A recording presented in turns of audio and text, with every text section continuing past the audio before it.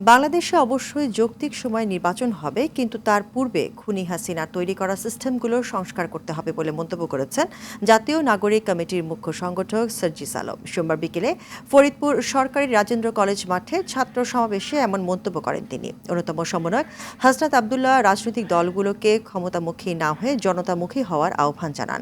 ফরিদপুর থেকে জাকির হোসেনের তথ্যছবিতে বিস্তারিত ইমরুল কায়েসের রিপোর্টে।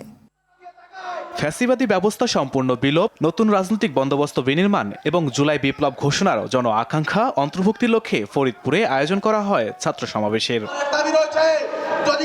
সমাবেশে যুক্ত হন বৈষম্যবিরোধী ছাত্র আন্দোলনের কেন্দ্রীয় সমন্বয়ক হাসনাত আবদুল্লাহ ও জাতীয় নাগরিক কমিটির মুখ্য সংগঠক ও জুলাই শহীদ স্মৃতি ফাউন্ডেশনের সম্পাদক সার্জিস আলম। এ সময় উপস্থিত ছাত্র আন্দোলনে ফরিদপুরের 8 জন শহীদ ও আহতদের খোঁজ খবর নেন তারা।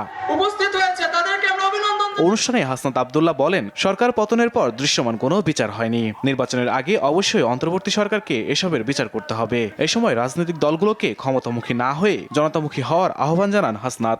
আমরা দেখেছি নির্বাচনের আগে আমাদের দেশের রাজনৈতিক দলগুলো সবাই দিল্লিমুখী হতো। আপনারা দিল্লিমুখী না হয়ে, ক্ষমতামুখী না হয়ে আপনারা জনতামুখী হন। সমাবেশে জাতীয় নাগরিক কমিটির মুখ্য সংগঠক সার্জিস আলম বলেন, বাংলাদেশে অবশ্যই যৌক্তিক সময়ে নির্বাচন হবে, তবে তার পূর্বে খুনি হাসিনার তৈরি করা সিস্টেমগুলো সংস্কার করতে হবে। বিগত 16 বছরে আপনারা ঐক্যবদ্ধ হতে পারেননি দেখেই ওই খুনিদেরকে আমরা দেশ থেকে বিতাড়িত করতে পারিনি, কিন্তু এই অভ্যুত্থানে আমরা ঐক্যবদ্ধ হতে পেরেছিলাম বলে আমরা খুনিদেরকে দেশ থেকে ঐক্যবদ্ধভাবে তাড়িয়েছি।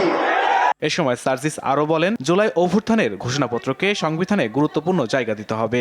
এই অভ্যুত্থানের স্বীকৃতি সংবিধানে লিপিবদ্ধ থাকতে হবে। এই 24-এ যারা জীবন দিয়েছে, আমার শহীদ ভাইরা যারা রক্ত দিয়েছে, আমাদের আহত যোদ্ধারা, তাদের স্বীকৃতি এই ঘোষণাপত্রে থাকতে হবে। সমাবেশে ছাত্র আন্দোলনে ফরিদপুরবাসীর অবদানকে স্বীকৃতি দিয়ে কৃতজ্ঞতা প্রকাশ করেন বক্তারা। জনতা দেখিয়ে দিয়েছে। ইমরুল কায়েস, RTV।